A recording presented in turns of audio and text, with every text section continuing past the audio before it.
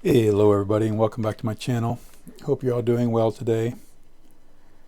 First up, I want to apologize for a few people who actually watched my bonus video on adding scallops and fret binding to this fretboard.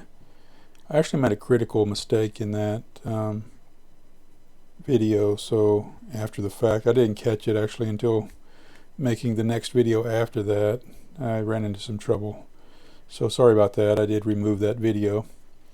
And also, while we're on the topic, where we are right now in this build, the the build is basically broken at this point. You can't actually change this neck angle without breaking anything.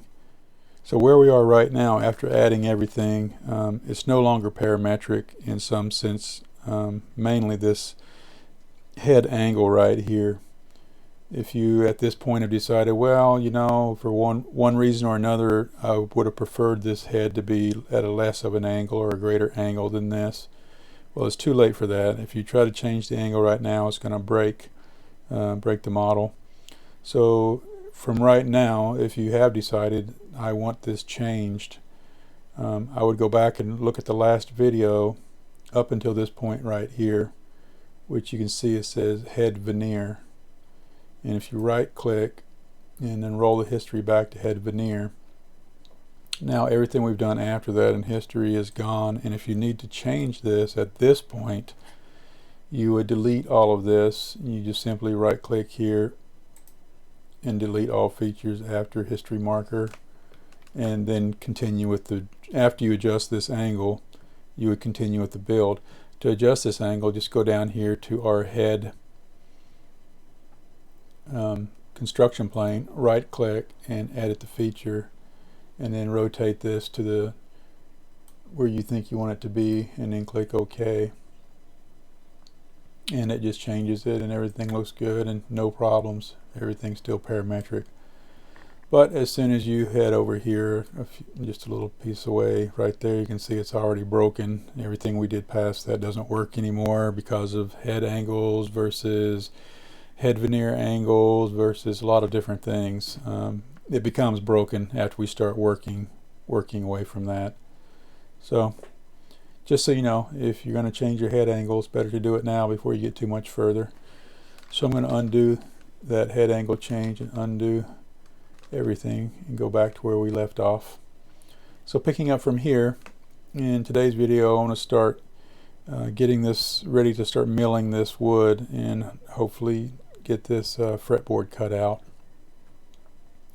So I'm going to turn off my fret slots, sketch, and then I'm going to turn off all these bodies, and I want to go to this fretboard, and I'm sorry, go to this neck construction plane and create a sketch here. And I'm just going to call this one the fretboard blank.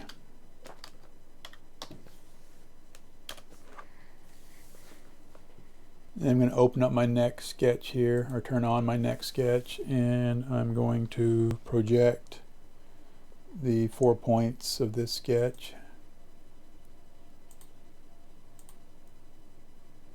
And I click OK on the projection and hide my neck sketch. I'm going to draw lines between those points. Actually, we only needed lines between these 2 points, and then between these 2 points. And then draw a center line.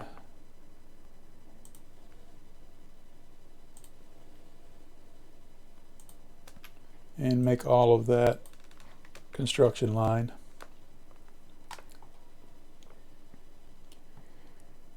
Now I want to turn on my master canvas here and scroll in here a bit. And I'm going to create a circle on this center line right in between these 2 frets right here, and it's going to be 1/4 of an inch, and go ahead and give that a dimension so it sticks there.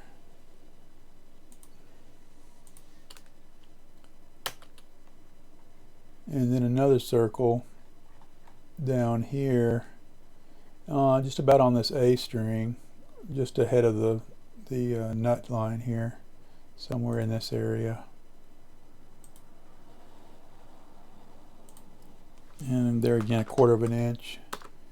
And this one will have to give 2 dimensions to get it to stick. I'm going to go from here to here, and then again from the center to this point out here. Okay, and now we need to draw in, let's see, hide this master, and I'm going to go to create rectangle, center rectangle, and from the midpoint of the center line I'm going to create a rectangle. So to this point it needs to be at least 19.85 by 259, and I'm going to give it a little bit to grow on here. Trying to conserve wood too, if we're using expensive wood on here. I'm going to go 20 by 2.5 on mine. 20 tab 2.5, and that'll minimize the waste and still give us a rectangular pattern to mill out.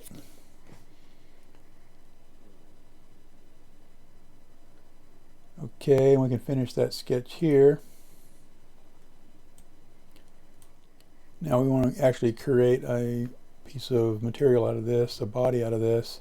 So I'm going to extrude it, and go ahead and extrude everything, the rectangle and both the circles. And this should be the thickness of your fretboard, 6 millimeters. And then I'm going to call this body the fretboard blank.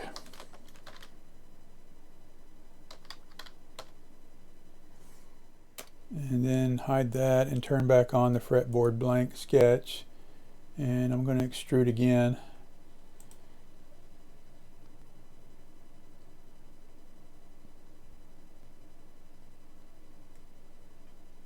And this time just the rectangle, and I'm going to go to negative direction, negative 0.2, and click OK on that. And I'm going to call this the fretboard fixture.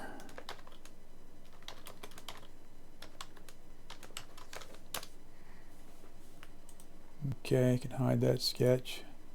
Okay, so now let's turn back on this fretboard blank and do an extrude in this circle and this circle, and this time we're going to go 2-sided, and the top one we're going to go up, and that'll be 0.125, and the bottom we'll go down 0.2. Now turn back on the fretboard and the neck, and make sure you're in a cut operation here and click OK. Now if you remove the fretboard, you can see we have these pinholes ready to go there, and also on the back of the fretboard we have these pinholes, and those will be used for connecting the two pieces together, as well as stabilizing them and positioning them on the bed over CNC, and we will do that right now. So bring back up this fretboard fixture, and now let's go up here and change it from design over to manufacturing mode. Now the first thing you need to do when you're manufacturing a part is go up here and create a setup for that part. And for the setup, I'm going to start on the right side on these post process. I'm going to name this fretboard fixture. Whoops, I don't know why I hit enter. Right click, edit, come back to that same page here. And then down here for this WCS offset, these are work offsets if you're not familiar with how this works. Thinking about my CNC router software, I use a software called Mach 4, and to start a new cut in Mach 4, when you first turn on the machine, say the head is out here somewhere, the head doesn't know where it is, so you do what's called a reference home, and all 3 axes move to a designated spot on the machine, probably the spot that you have some stops set up. So the head would travel in this direction on my machine until it gets out here in the front left hand corner, and it will hit all three stops and it will zero itself out. And the machine in Mach 4 calls that position G54. Now, to create a work offset, I would manually move my machine head out here to a position that is large enough to cut the entire shape. Because as you can see here, if I'm at this very point and I wanted to cut this part, well, if I had a 1-inch diameter bit in there, I would have to move at least a ½ inch away from the work to be able to cut. And I just don't have any more room because my machine can't move any further away from this point. So therefore, I've created a new offset out here somewhere, and I'm going to call that offset the G56 offset. And once I create that offset and save it, now every time I want to cut from this point, I just home the machine and then tell my software to go to the G56 offset, and it goes back to this exact point every single time. So you have a starting reference point for your model. And that's what this setup is looking for. Just go, okay, where do you want me to start? However, they don't use the G method here in Fusion360. They just start at 0 and move up the numbers. So to remember, the 0 is your G54, and also 1 is your G54. So they just go up the G scale from there. So 2 would be G56, 2 would be G55, 3 would be G56, and so on and so on. So now that I've already established in my mind I'm going to use a G56 on my Mach 4, I just need to count the values from here. So right now we're at G54, G54, G55, G56. So for this whole build, I'm going to start everything at my G56. So for the entire build, all my cuts will start at the number 3 machine offset. So moving inwards to the stock, for this one we have two choices, but just to show two different choices, instead of relative size, I'm going to go with fixed size box on this and change the round up to nearest to 0, so that in essence will make my stock size the exact same size that my part is. Now the stock is going to be rectangular, so if the part is tapered, if this were the actual neck in here, it's not going to make a tapered stock for you. It will be a rectangular sized stock or square, or I think you can even do tubes in here or whatever. So now back to the original setup here.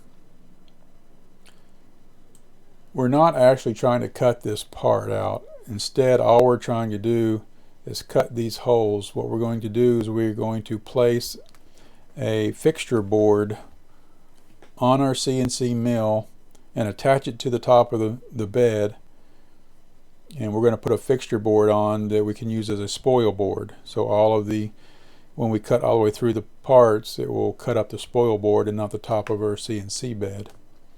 And also that spoil board are going to have these pin locations in it so that we can place our part exactly, and then when we flip the part over, it will place again exactly where it needs to be on the table. So we don't need to cut the part, we just need to cut the holes. However, my G56 location is not going to be in the center of the part. And for that matter, if this were all in the wrong place, right now it's set up to the same coordinates that we used to draw the part. But if all of a sudden in your head it's like, but wait a minute, I don't want to cut it that way, I want to cut it a different way. For instance, I don't want to cut along this long axis, I want to cut across the axis with my X. Well, then you can change all of this. And to change it, you simply go here to this orientation, click on this, and then you pick two of the axes that you want to use as reference. So this is if you want to use the Z and the X axes, you just pick that, and that wants you to choose a Z axis. And your choices are lines, those would be parallel lines, or perpendicular faces to the Z axis. So I can choose a parallel line, which would be this one,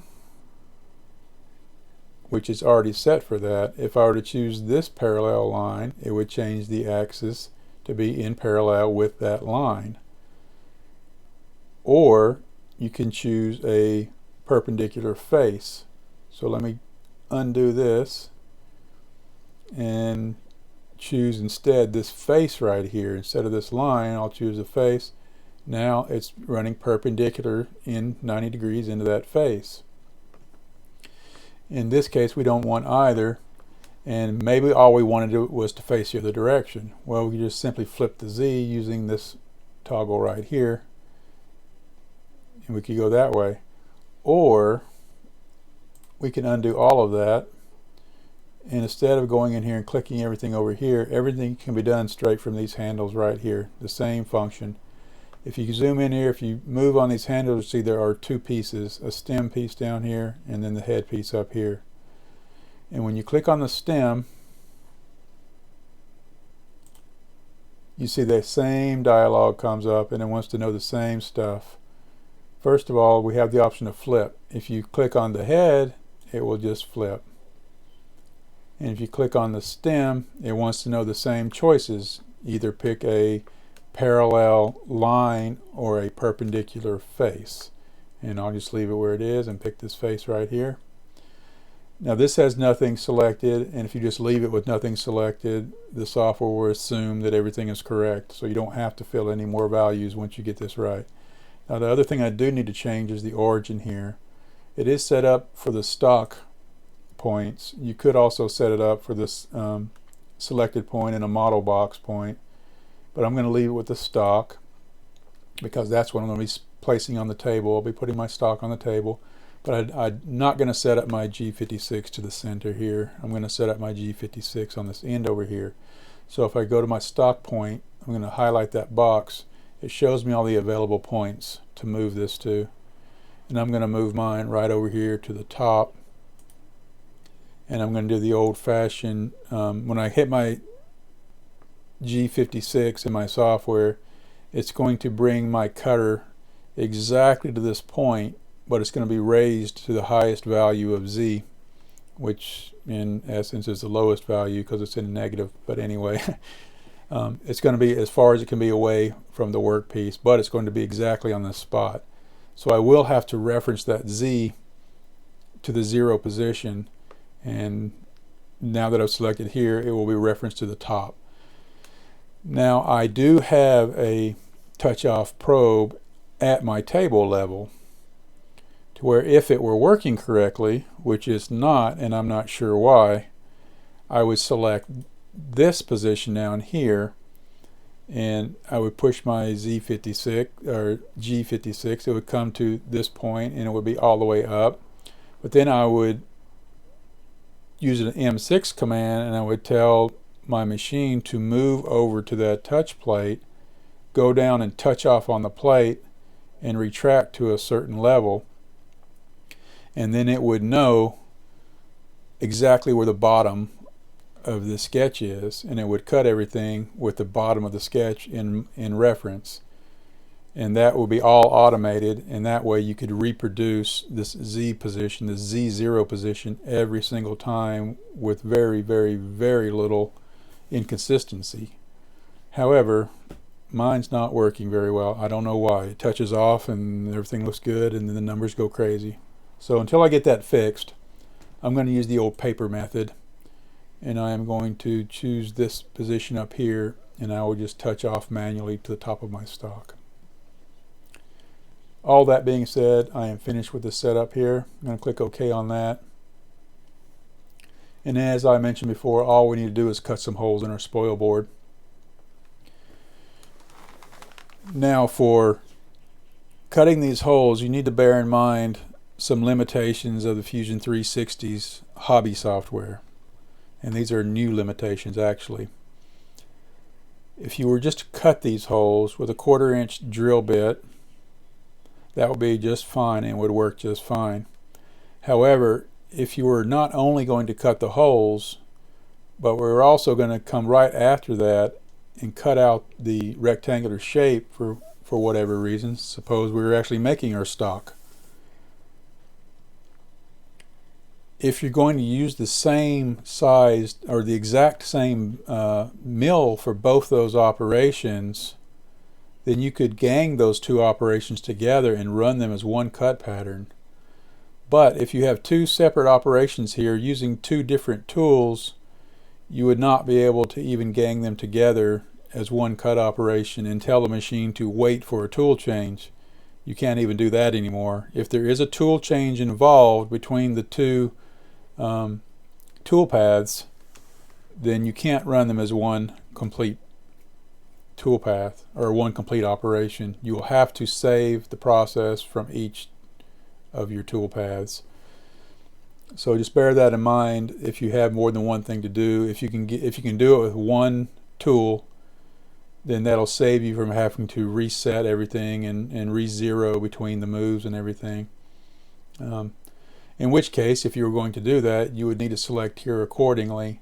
And instead, we could use a smaller tool here, and we could go with an 1/8 inch flat end mill and do a 2D bore operation. And it looks just like the picture. It will spiral around in there and cut the hole out in a boring operation.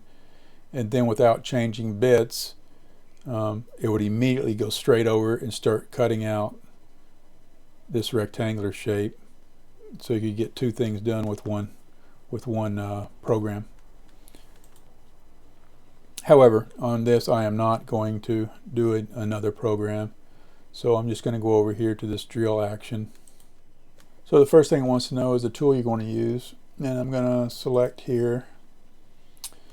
And for drilling, I'm going to go over to sample tools in inches, and this is bringing up end mills and everything, and the reason for that is over here I have select milling. If you leave it, if you haven't touched this yet, it's going to be hole making when you open this up, and you're only going to have drill bits to choose from. So if you change that to milling, then you can have all of your bits available for end mills usage. And I'm going to scroll down here until I get to 1/4 inch, and I want this flat end mill right here, 1/4 inch flat end mill, and that's the tool I'm going to use to cut those holes. Select OK on that. Next thing, now these feeds and speeds are set up for metal, and aluminum is about as fast or about as slow as you can go, and it's still all way too fast for wood cutting.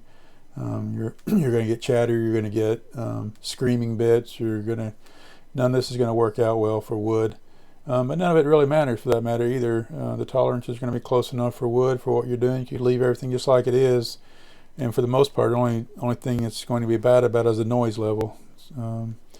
And I change all of this information, or at least what I can change, mainly feed and speed, on the fly. I'll just start the cut. If it's too noisy, I'll slow down my cutter while it's cutting, and same thing if it's cutting too slow, I'll push up the speed while it's cutting. So that's no big deal. You don't have to worry about the feeds and speeds too much cutting wood. So I'm going to move right over to the geometry, and it's looking for those holes that we had mentioned we wanted to drill. Nothing selected. I'm going to select this hole, and I'm going to select this hole, and everything else should be just fine. Now notice that it is cutting in the order that we select them. I'm down here, my machine's going to start down here, and it's going to enter on this one, move down here, enter this one, and come out, and then go to home after the cut. I don't let mine go to home after cut. I tell my machine to stop after the cut. So in essence,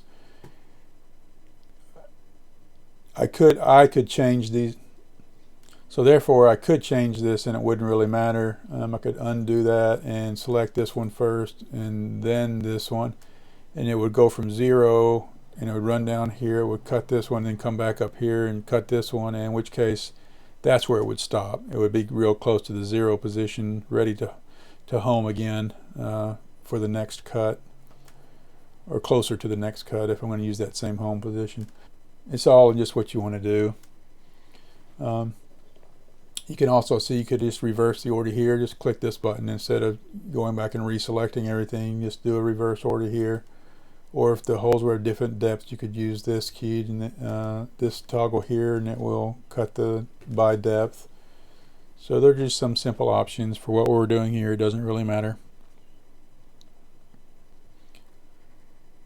Next thing, because these are going all the way through the material and there is no bottom specified, it's just using the hole diameters, the hole depths. You can see the blue around the inside of the hole. Just to be on the safe side, I'm going to change this bottom height to stock bottom, just to make sure. I want to see that I have a bottom here. I don't think it's necessary. And the last thing is you're going to select your cycle, your drill cycle, and this is just going to zap in and come straight out on both holes, and that's fine. If for some reason maybe you're using a smaller bit on a deeper hole, probably better to do this chip breaking, and then it will just peck in a few times and then retract, peck in and retract, peck in and retract, and that way it'll give option to clear any wood chips that might be stuck in the end of the bit. But for this one, I'm just going to do the wrap it out is fine and click OK. If you want to simulate that and see what it's going to look like before you start actually cutting, you can just hit the simulation button here and then click on this arrowhead right here. Now for some reason it's just moving too fast and you can't really keep up with it, you can grab this slider right here. Now be aware, anything down to the center point is slowing down the forward direction.